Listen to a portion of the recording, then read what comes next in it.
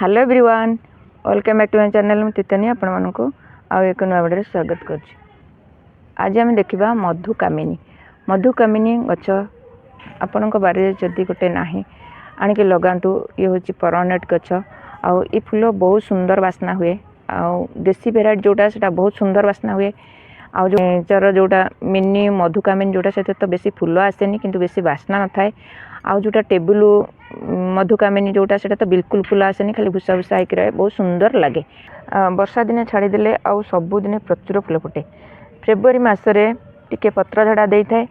नवेम्बर मस ठार फूल फुटा स्टार्ट हो जाए। फूल फुटा स्टार्ट हेले तापरे जो कंपोस्ट दौरान से कंपोस्ट कौन कौन देवे आपन को कहीदे। आपण मैंने 40% माटी गोबर खत, 20% बाली, 20% नीम ऑयल, कोकोपीट हो कि अगाड़ी भूसा हो, ये सब को देखिए गछटा लगे देते। आउ बहुत सुंदर ग्रोथ करिवो ये गछ। गछरे जितेबाला वर्षे हो जाउची फूल से बहुत सारा फुटुची। भल से आधे गोबर खत कि कंपोस्ट दे दिंतु। आउ किसी आवश्यक ना, से प्रचुर फूल फुटो। ये गछ 10 इंच रु 14 इंच पटरे लगेले भल, कारण ये गछ पूरा ब्रांच तार बहुत आसी थाए, फूल बहुत सारा फुटी थाए। गछ आम कुंडे लगे, आउरी भी आम ग्राउंड रे लगे ताकू कलिमी करें। केमती कलिमी हो चलतु देखा। आकु आणिकी कुंडे केमती लगेगा। जो खरा दिने लिक्विड दौरान ये दिंतु एलोवेरा जेल। एलोवेरा जेल देले बहुत सारा गछ हेल्दी होता है। आ फूल आ कड़ आसबार साहाय्य करें। देखु मु ए गछ ग्राउंड रे लगे। ये हूँ देसी भेराइटी। देखिए ये गछ बहुत बड़ होता है, से मुझे कलिम करी। कलिमी करचे, चलतु देखा कलिमटा केमती कौन हो।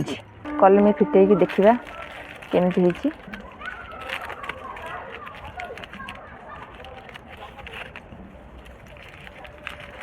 आपणकर जदि थाए ताहले एभली भाव में गछ कलिमी करके कुंडरे लगातु। आउ बहुत सारा देखिए आधे फूल आसीज। देखु बहुत सुंदर आधे आसी। देखु देखले तो केते सुंदर चेर आधे पलि आसी। केते बढ़िया से कलिमटा होती। आम बर्तमान यही जगार कटिंग करके नहीं लगेगा। जेहेतु आमर ये गोटे गंठी अच्छी, ये गंठी तल को एठू काटी नवा। आको भल से कुंडरे लगेगा। कुंडरे लगेले एते बड़ हेनी गछ। छोट गछरे बहुत सारा फूल आसब। यही जगार आम कटिंग करवा।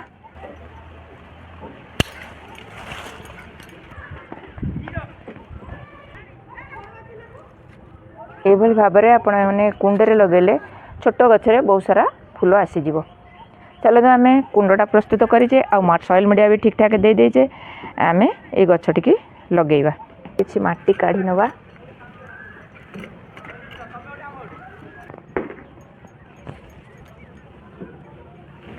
यही हिसाब से आम गछटा लगेदबा। आपण मैंने रेनी सीजन रे डाल काटी लगेले भी ग्रो हो। जिते लगेबे एलोवेरा दे लगेबे ना रूट हार्मोन लगेबे, ये बहुत सुंदर ग्रोथ करिवो।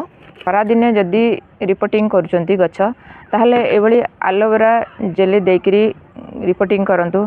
निहाती 2 दिन 4 दिन यही पानी की देबे, जाफल ये रूट हार्मोन एंटीऑक्सीडेंट काम करे, जाफल कि गछ को माने हेल्दी करि थाए। आ जॉइंट शीघ्र कर दे थाए, फंगस हबारु रक्षा करि थाए। अपन जानचन तो नर्सरी जो गछ आणुचंती हाइब्रिड गछ, से फूल अधिक आसेनी कि बास्ना भी हुएनी। किंतु देसी भेराइटीर फूल भल आसे, आउ बास्ना अधिका हुए। या सेटा बहुत सारा बढ़ी थाए। नर्सरी गछटा एते बढ़ी न थाए। से आम देसी गछर एमती कलिंग करके गछ लगेले छोट गछरे बहुत सारा फूल आसी थाए। आउ ये छोट वीडियोटा जदि मोर भल लगी थाए ताले लाइक कमेंट शेयर करेंगे। आ मो चैनल जदि आपण माने नुआ देखुचंती ताले गोटे सब्सक्राइब करेंगे। आज पे एतिकी पुणी आसीबी आउ एक नुआ वीडियो नुआ टॉपिक सहित। सेते पर्यंत गछ लगाउथांतु, भले थांतु। जय जगन्नाथ।